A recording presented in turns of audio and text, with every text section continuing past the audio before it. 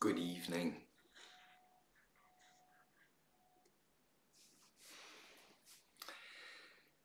Welcome to this month's gathering, September 2023. Let's dive right in and find a comfortable way of landing, sitting probably, but wherever you are and whatever position you're choosing.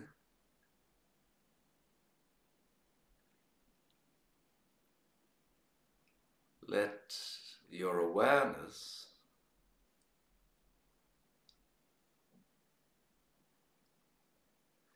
your inner sensory perception land in your body as it is right now.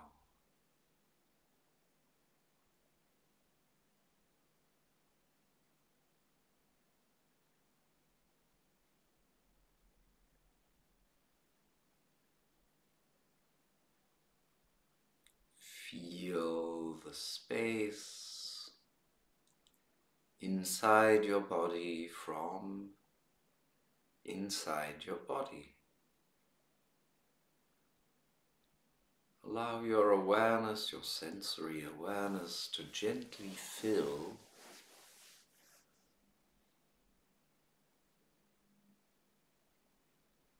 all the space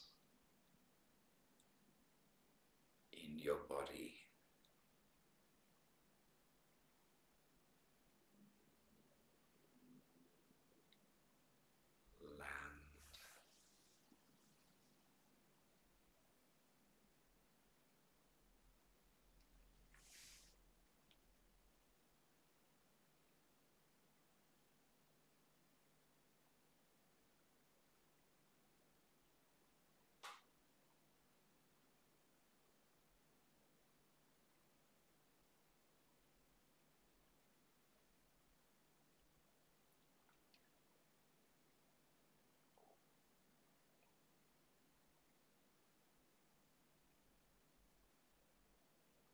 See if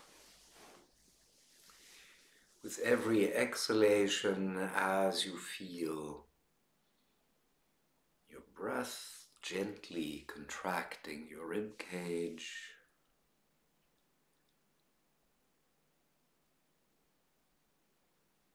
or rather,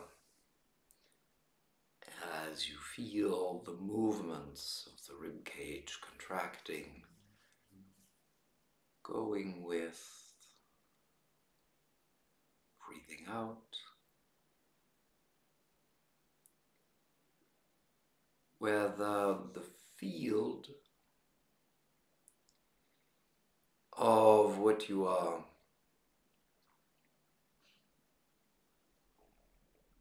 feeling from within,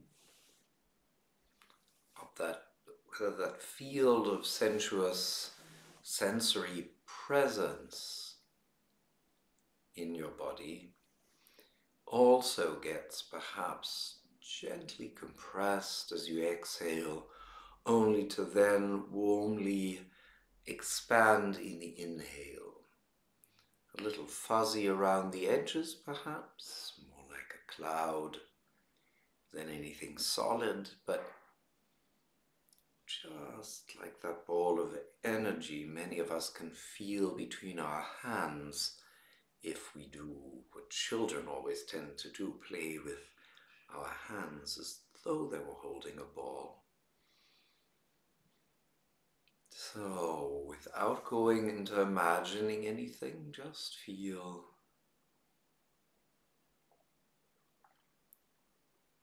whether over the next few respiratory cycles you can get a sense of that gentle compression, then expansion, and back to a gentle concentration compression of that energetic space, and then it expands again, and each time as it expands, perhaps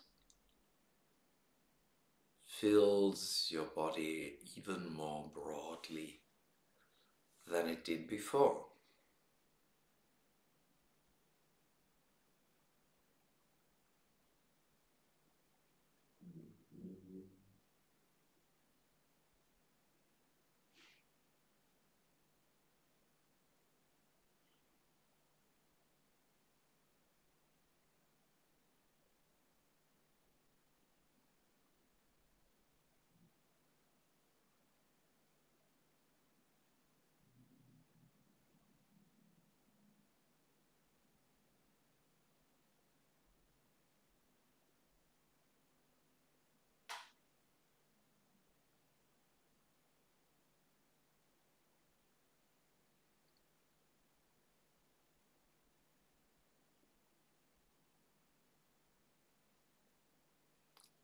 And now detach or unhook the sensation you have of the field of awareness in your body, the awareness of the field in your body. Detach that from the movement of the breath and the field of awareness, of presence, of energy in and beyond your body, however ample you're feeling it. That field remains constant. You can go back to the technique we just used when you feel you want to help it along to get a little more lively, and then eventually you may want to go back to just feeling the field without it needing any further activation.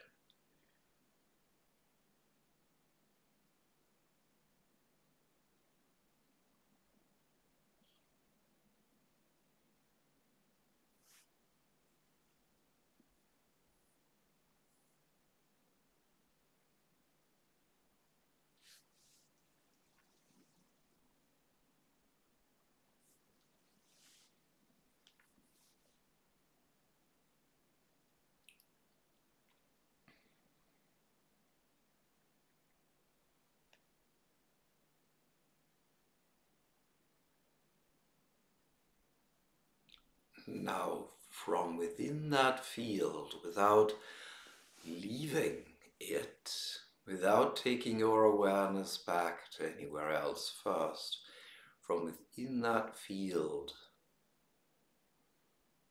feel into the space around you and feel into the moment.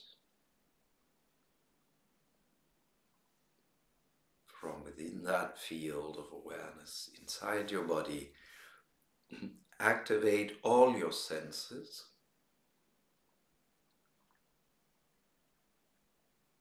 Open your perception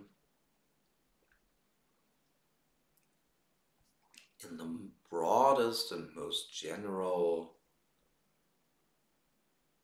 way, so that you feel yourself to be this space that is ready to receive sound, light, and any other kind of perception that may come, and feel the part of you that isn't seeking to name what is there, that isn't seeking for anything in particular to perceive, name, work with.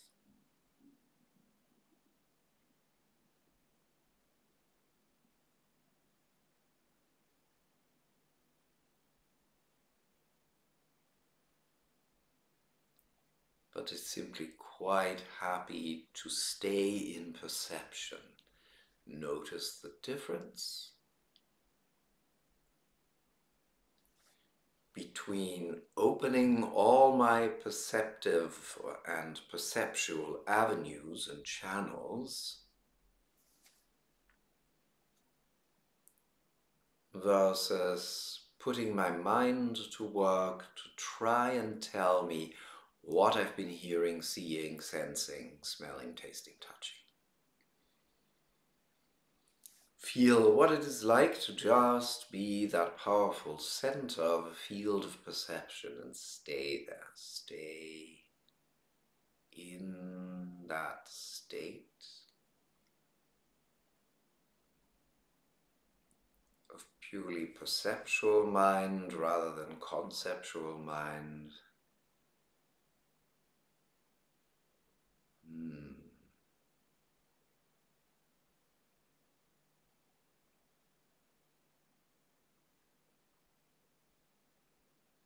And feel how that, whenever you can just stay in perception, feel yourself as an empowered center of openness to receive without going to analyzing and naming.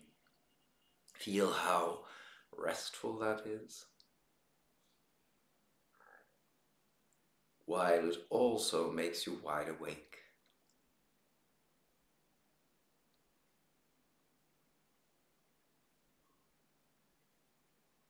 If it isn't doing that with you right now, be gentle with yourself. Give it time. Go back to that exercise and do it lightly.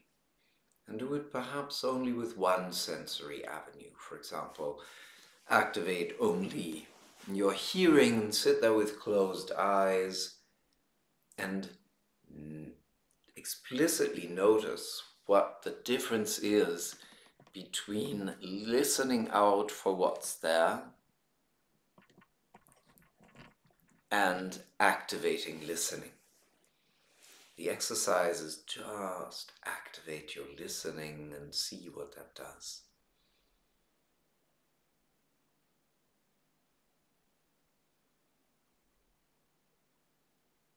When you get that to work with one of your senses, where you can actually detach from what was that I was hearing and stay in, this is what it feels like to be all ears. And then you can eventually take it to all the senses. But I also encourage you to keep going back from time to time, to just sit there. Decide you will be opening from that field within your body and not a place within your head, opening all your sensory and perceptual avenues to what is there right now. What is there right now? What is there right now?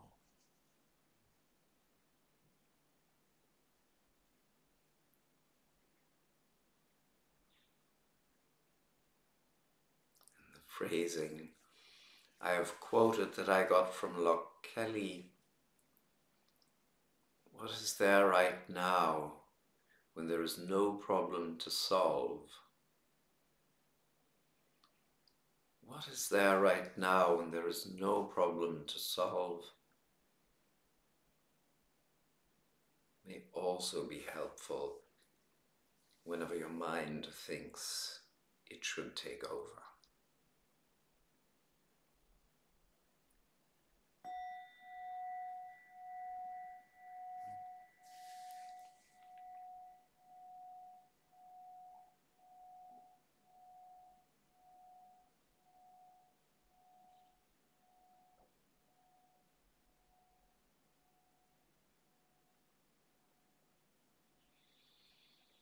Thank you for joining tonight. Thank you for watching and listening whenever you do eventually.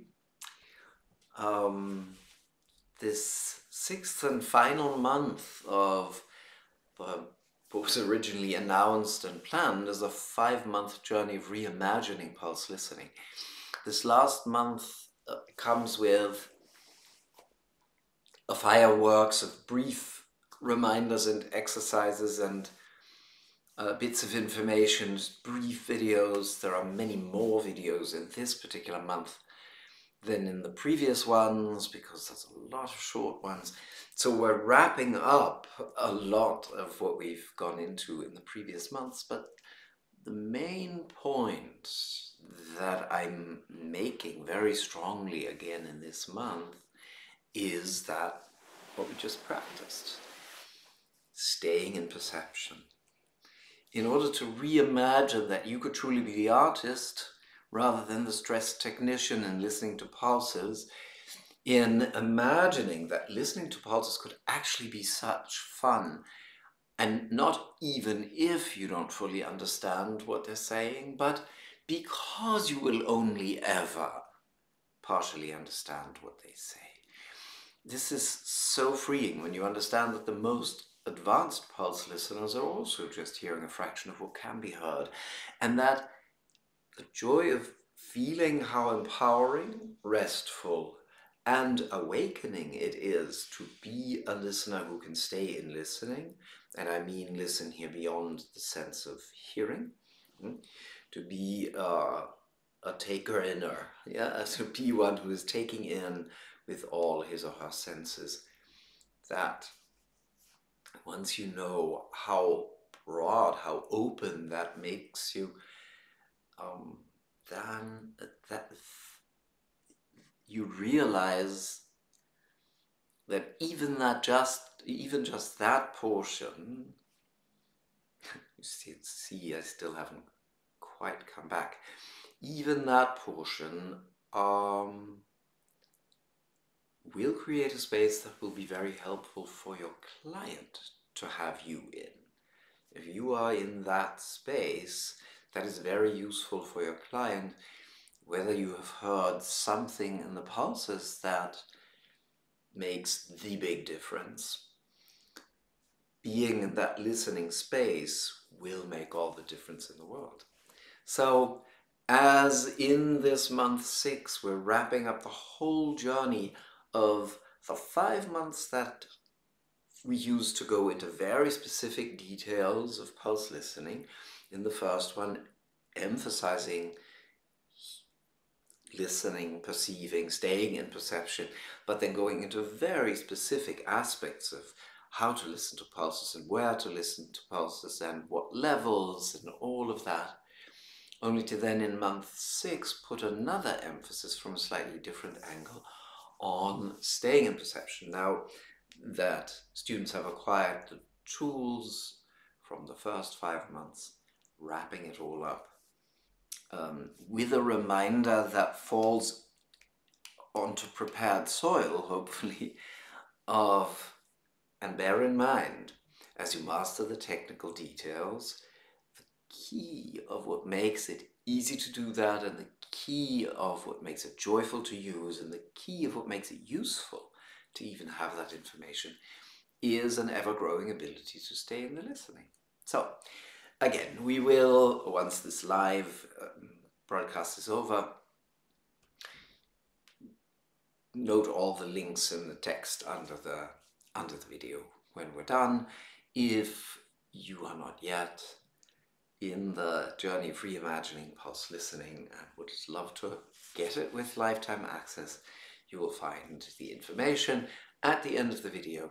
I'll be posting the links to my different websites, the German, the English, and the French online offerings anyway, as I do every month. So that's what we are finishing this September, and the exercise we just started out with, this staying in perception, is key to and the core of so much that I've done and evolved with and towards over these last years. And the journey we're starting in October is one I will have to tell you more about later as well, but tonight I just want to say this much. It is called The Life We Miss, and it's in the beginning I thought rather a 6-month journey through the depths, and then I thought, well, a 5-month journey through pulse listening didn't go that well, did it? I mean, my satisfaction with. So it's a 7-month journey through the depths, because the first month, which I've already shot, of course, it'll be ready on October 6th, and I'm very excited about that first chapter already, goes into what the depths are and how we are approaching them. And of course, it also goes into the larger context, and where do our individualized, apparently personalized depths all stem from? What's the aliveness behind all of that? Now, those of you who don't know Jin Shin Jitsu, I'll get to what depths mean in a second. Those of you who do know Jin Shin Jitsu and are familiar to some extent with the concept of the depths, here's what, or rather, this is the moment for me to already emphasize that the look we'll have at them here is quite different from anything you've ever experienced or heard. Depths, back to those who don't know the term, is a very simple word chosen by Mary Burmeister to speak of different energy qualities that Oriental medicine in general, but Jin Shin Jitsu in particular, work with. Oriental medicine is mostly a 5-element system. Jin Shin Jitsu is a 6-element system. So the elements symbolize certain qualities of life energy, certain states of being, certain ways of feeling about life. The depths are 6 subdivisions within the indivisible all-one aliveness. Yeah? Aliveness comes in different colorings. Aliveness itself in the unconditioned state has no particular color, is impersonal, is timeless, etc. But in this being, in time and form, we have our ups and downs and different needs and different moments, and we are attuned to different things at different times. And what the system of the 6 depths that we work with in Jin Shin Jitsu allows is to have a name for at least some categories within the ever-changing expressions of our respective alivenesses. But why then the title, The Life We Miss? Well, often the depths in Jin Shin Jitsu, in fact most often, are discussed through the kinds of disharmonies that they may provoke, that they may help, that they may cure. And more upsettingly, the depths are often first described through some sort of negative emotion or attitude that is related to them. And that, to me, seems just such a fallacy, such a misunderstanding. Depths are not worry, fear, anger, etc. Those are emotions that can become attitudes if we have them constantly.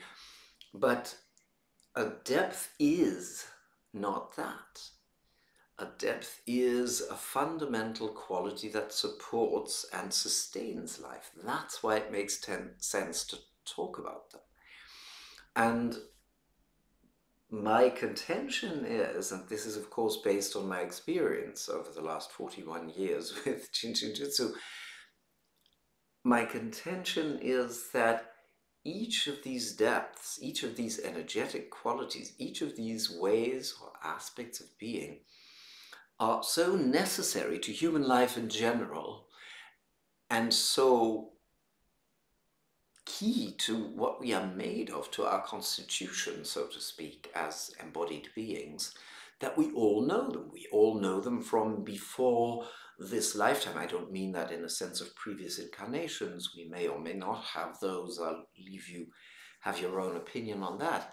No, prior generations, it was many, many, many millions of years in the making to get life on planet Earth to the state where some 200,000 years ago or so, maybe, an animal looking pretty much like us, this animal pretty much that we are, had taken that shape. So what's necessary for our life, we're not discovering that freshly when we are born. It's an ancient program that our ancestors and the ancestors of our ancestors had and developed. The fundamental sense that all is well when I feel solid ground under my feet, when I feel earth under my feet, when I feel something that holds and carries me. That is such an ancient memory that as soon as we live one of those moments, we recognize it. We see, ooh, yeah, that's it. And we don't necessarily have a name for it. We don't necessarily say, oh, I'm feeling the earth element. Oh, that's good for my stomach and spleen function energy, and that helps me not worry.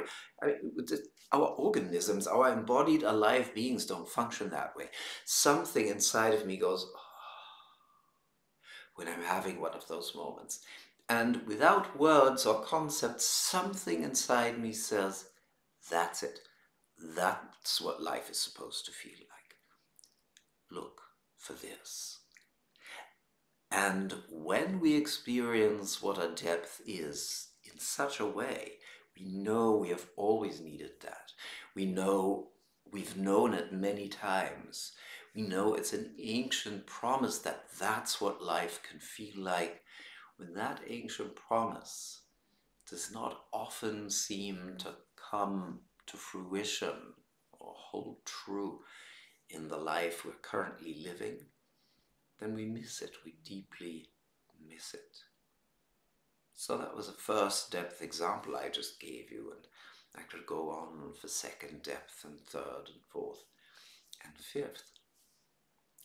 The life we miss is the life that resonates with the most ancient program and promise of what life in human form can feel like. Having firm ground to stand on, feeling held and nourished by the life that is mine, as well as having deep and meaningful connections between me and the world. Very often between me and other people out there, but also between me and all that is out there, and also perhaps between me and what is up there. And the reason I threw in a perhaps is as soon as we talk about connecting to higher dimensions, many people kick into their minds and go into concepts about the divine, and oops, we're gone from the world of second depth, where I feel that the world's getting under my skin. You are getting under my skin.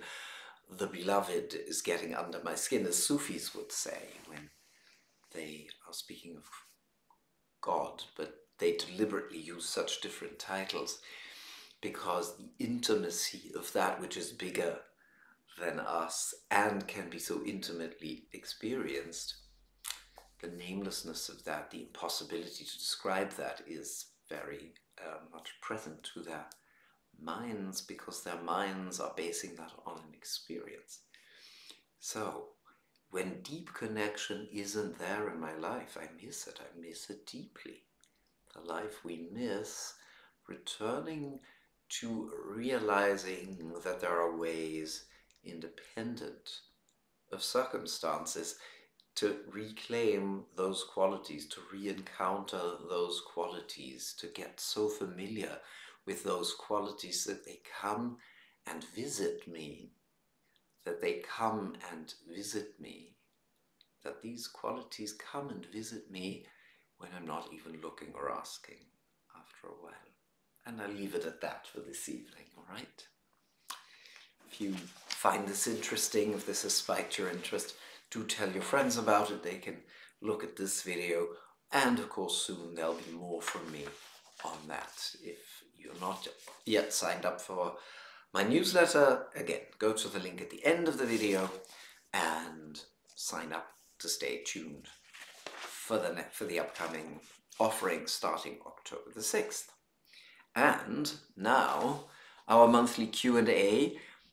Taj is the sole contributor for the evening. Thank you so much for the ever-rich dialogue that we're having. Taj writes, "Hello Matthias, the reimagining pulse listening class was like having a seed planted with expert guidance, allowing it to grow in its own time, its own way. I feel a sweet surrender to this process, devoid of judgment or hurry. As a result, I'm much more relaxed about just being with what I'm noticing. It's exciting to be able to discern different textures, the refined attention of noticing how the pulse reaches and leaves my fingers. And while the first 5 months were very complete and well worth reviewing, I'm appreciating the 6th month information as content which will continue to be relevant as I gain more experience. Reimagining is the perfect word for the class. Thank you, Taj, for that feedback. And again, a link to the landing page where anyone who wants to find out more about the Reimagining Pulse Listening journey will be posted under the video. So, discern different textures, the refined attention of noticing how the pulses reaches and leaves my fingers. What Taj is describing here very beautifully in her own words is that is exactly how, and that only that is how you feel textures in Shinjitsu. You need to be very much in touch with how the pulse comes to your fingertip and leaves it. And we go into practicing that in depth, or we go in depth into how you can practice that in a way that grows and grows and grows. I notice that I rarely pick up a third depth texture at the wrist or at safety energy locks in an organ function energy flow. The third depth organs of liver and gallbladder do announce themselves as a place to start, yet the texture at the wrists is almost never third depth, there or anywhere else. All right, so before I finish reading that statement that then leads to a question, for those who are not familiar with what's being addressed here, when we listen to pulses at the wrists, depending on what place under which finger is talking, I would have an indication on which organ flow to do. So Taj is saying the particular place on the 6 finger locations of listening to pulses, the particular location that would pick up gallbladder and liver function energy, that sometimes does show up. But the texture, the how does the pulse roll to my finger and back away from it, the texture that would indicate, this is third depth energy happening, or this is third depth energy calling. But first of all, this is third depth energy happening. This is a gentle spirit of expansion. This is the beginning of something. That, Taj says, is, as far as she's perceiving it right now, and this is me adding that, rarely if ever showing up at the fingertips, not in the pulses, but also not in the safety energy locks. Now, when we touch a safety energy lock, it's common, and anyone who has practiced Shinjitsu will have plenty of experience with that, that an energy lock you first touch isn't responding much in the beginning, then gets more lively, and then the pulsation intensifies, calms down, and eventually it's very, very present for a while, and then it seems to dissolve again, and then it's placid and soft and quiet. But in the beginning, what you feel is the pulse is not there, it's quiet or hardly there. And then you think, oh, did I just feel something? Oh, I guess not. Did I just feel something? Oh, I guess not. This is how somebody would sort of, did they just say something? No. Well, it looked like they were getting ready to say something. You know those moments that, oh, I thought, no, I guess not. Yeah. So these early beginnings of, oh, is the safety energy lock pulsing, are a third depth indication. Remember, once you know this, third depth is symbolized by the season of spring, because it's the coming alive of nature, right? It's the greening, it's the coming alive. So anytime in a person's discourse, in a person's process, in a person's body, safety energy lock, you feel that something's just beginning to happen. Did I hear that right? Oh yeah. Oh wow. Yeah, like the first signs of spring out in nature, that in the beginning you're not quite sure, is that it?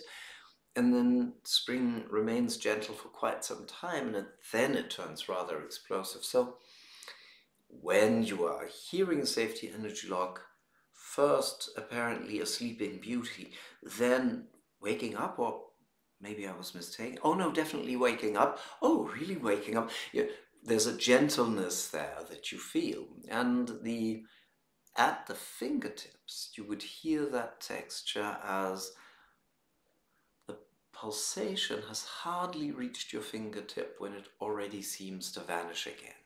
It's like evaporating.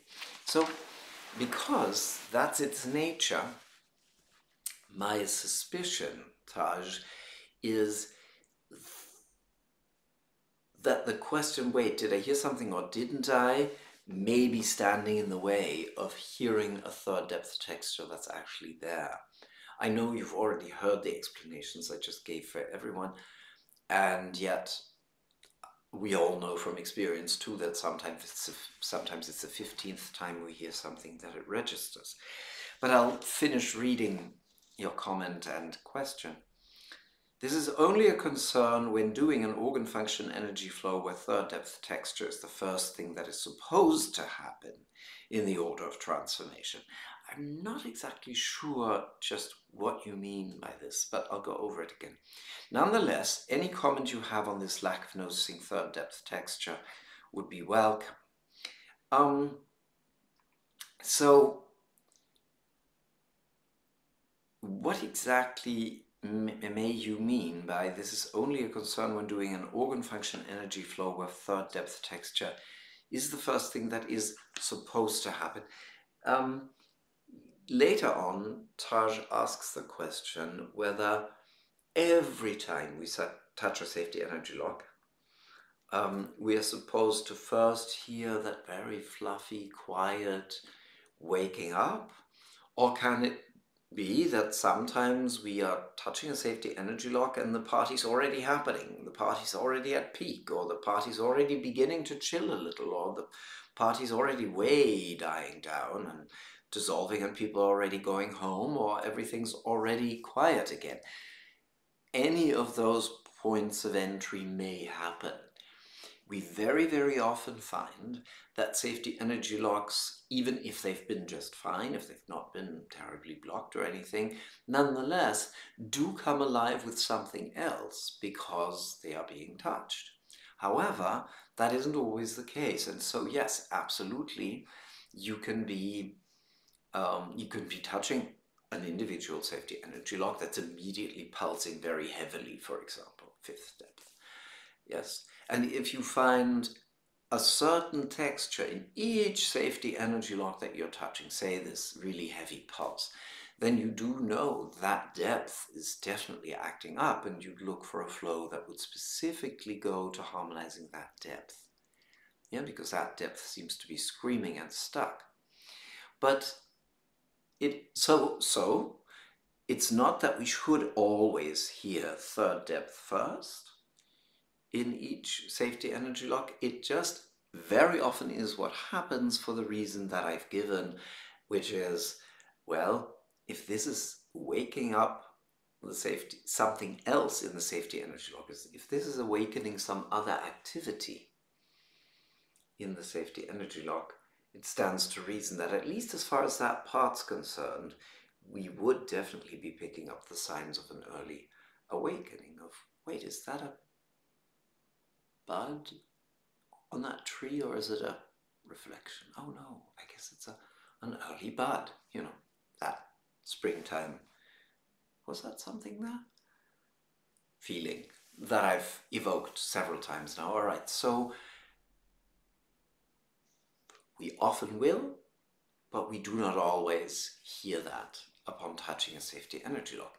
And very much in that sense, I don't know of a single organ function energy flow where in the application of the flow, I would deem that I'm supposed to first hear third depth happening. But again, maybe I kind of think that's what the question refers to. Not the question, the sentence about OFEs where hearing third depth is the first thing that's supposed to happen. When you look at the order of transformation, it is relative to each safety energy lock and not to a flow. It's relative to each step, each safety energy lock within the flow, right? And at the wrists, if you are picking up the depths, then as you know, we are picking up where a person is on a vibratory level. What Mary calls thought level, but by that she certainly does not mean thinking in words. You know, I call it more a sense and sensation level. So what I'm sensing, what general sense I have about my life at the moment. So yeah, I would go back and do two things. Place fingertips at times on the wrist, at times anywhere on the body, at times specifically on safety energy locks. And with your mind at ease and your awareness, your sensory awareness sort of almost half distracted, or the mind is half distracted and your sensory awareness is at your fingertips. But in some way you have to distract yourself from the, is this it yet? Is this it yet? I had a dear friend many decades ago in New York who was at the time the director of the art collection for a big bank, a big Manhattan bank. And he himself had been commissioned to do a piece of temporary art somewhere downtown, down in Chelsea.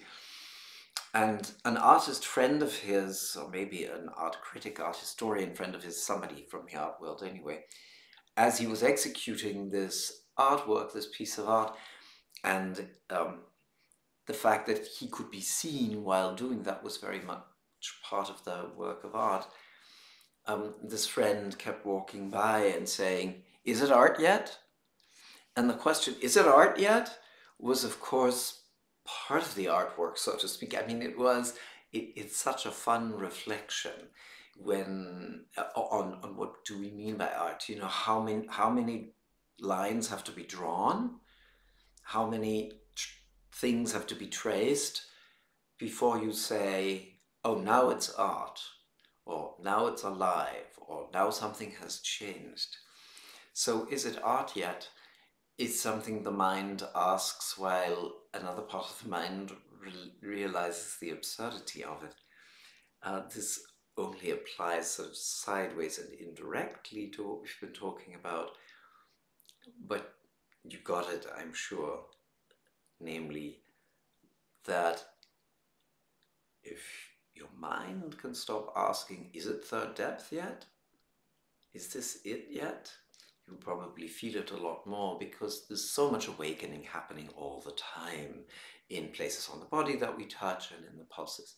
So that'll be happening. So find ways to send your mind off walking and let your awareness do the feeling, or some such mix of things.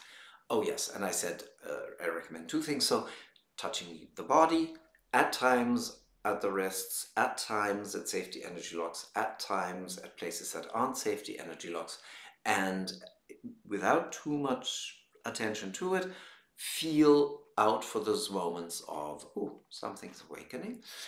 And the other thing is in the outside world and in nature, pay attention to the phenomenon I've been describing. Oh, was that something? Yeah, that. All right, good, thank you. It's useful for everyone else as well. And, Taj continues, I wonder if you would comment again on these 2 points. 1. Does our starting a flow initiate the order of transformation in the 2 safety energy locks we are holding? Or are we tuning into an ongoing transformation wherever it is? That question I have answered. And the second question, right, I've answered that saying, no, we can certainly be jumping into the middle on any given safety energy lock. And often something new comes alive in each new safety energy lock. That was the answer to this one. All right, so number 2, in your experience, does the order of transformation only go in one direction? 3, 5, 1, 2, 4, 6.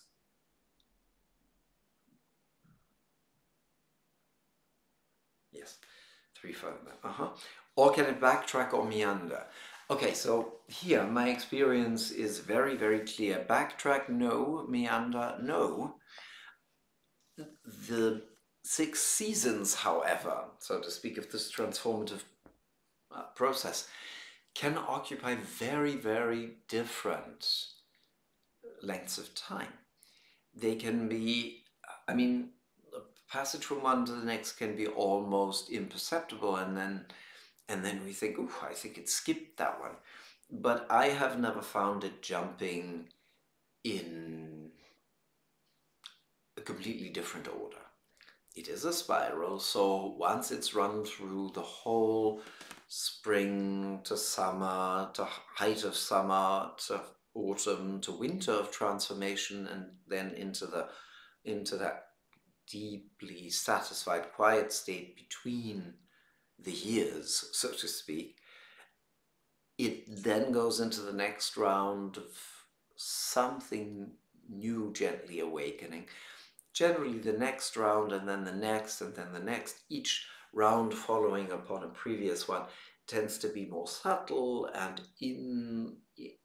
on the whole, or in its whole course, subtler and gentler and softer than the one before it. Not always.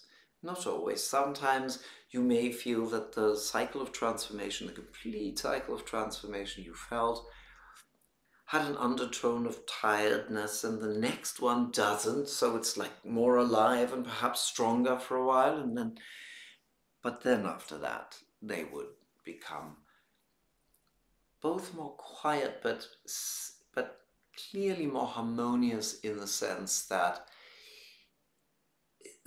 they feel silkier, that they feel more velvety, that they feel smoother on the whole. And that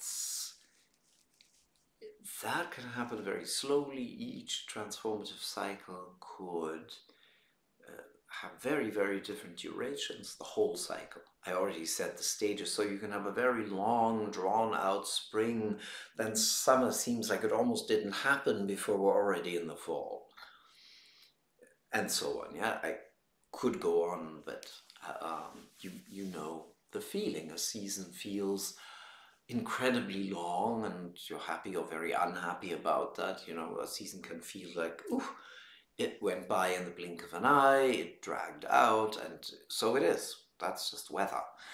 And so it is with transformative processes.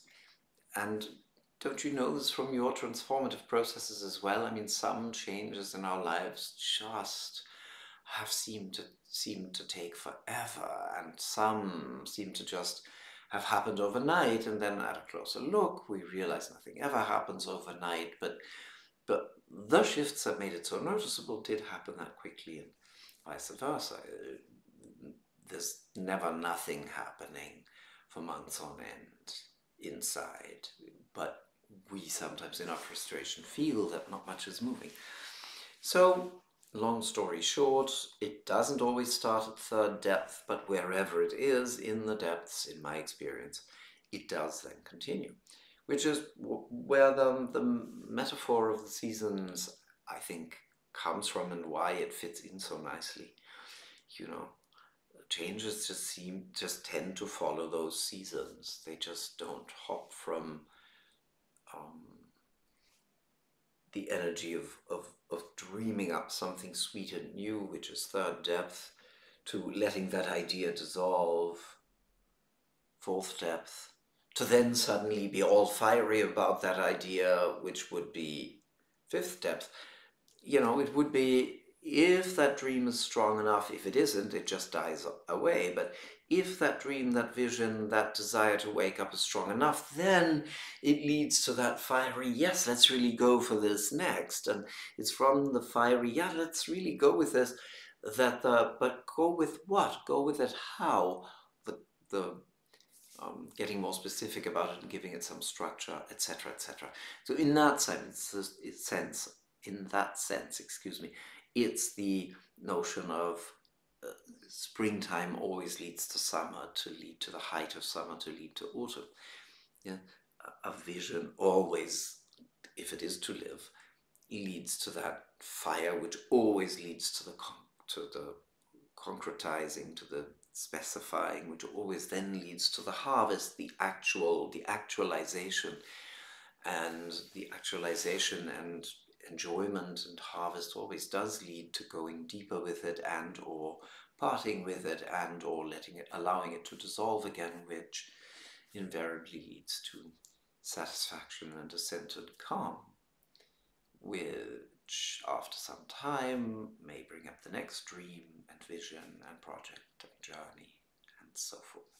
Anyway, the logic of the season to me resonates strongly with what I feel in safety energy logs that I touch, in living things that I look at and work with, and so on. So thank you.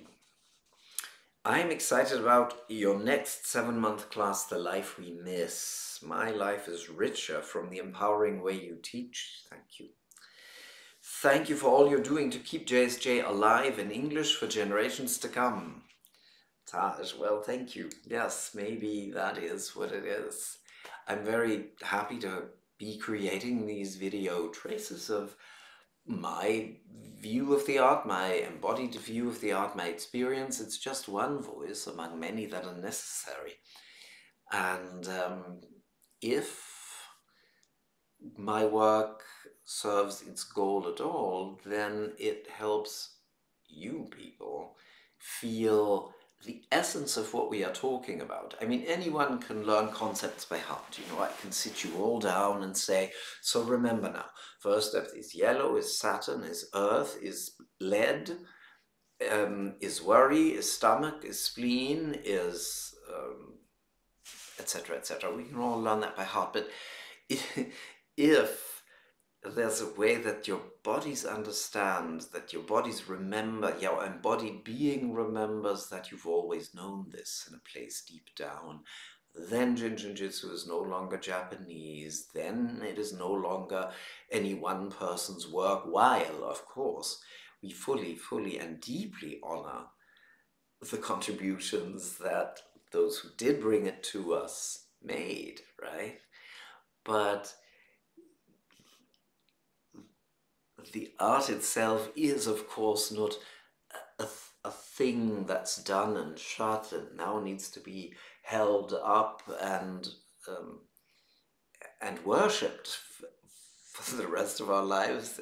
On the contrary, that what those who brought it to us wanted, of course, Kato and certainly Mary Burmeister, I meant Chum Rai, Haruki Kato, and his son Sadeki Kato, also want to share this with humanity for the well-being of people and their bodies. But I believe that Joe Marai's idea with it already went very far in the direction of helping a human being realize what in our most ancient of places within we have always known about how delicious living a human life can feel. And I'm absolutely certain that that is what Mary not wanted to but did share with us, not only wanted to but did.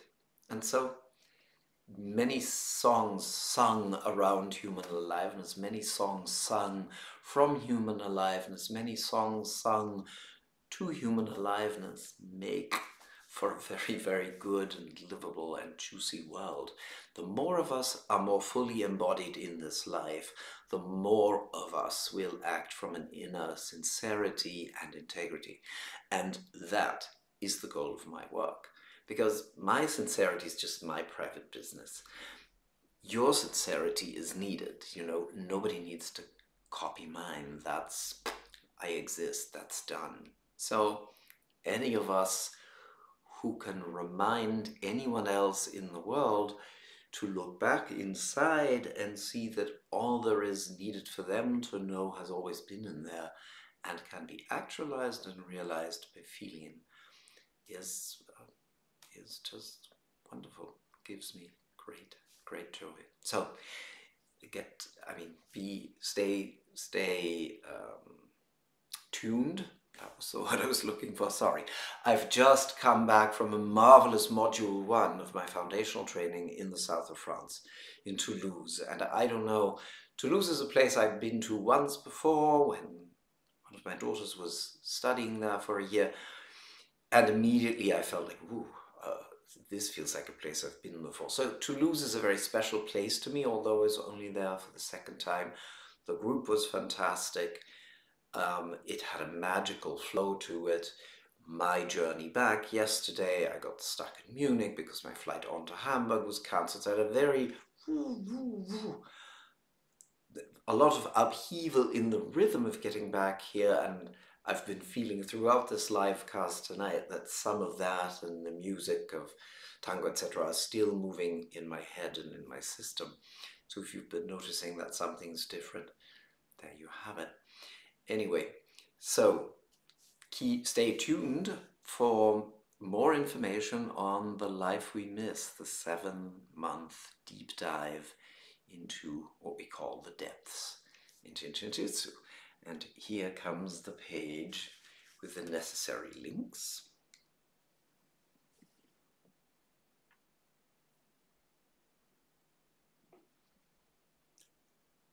This is also where you can sign up for my newsletter and look up my live activities, session intensives, and the like.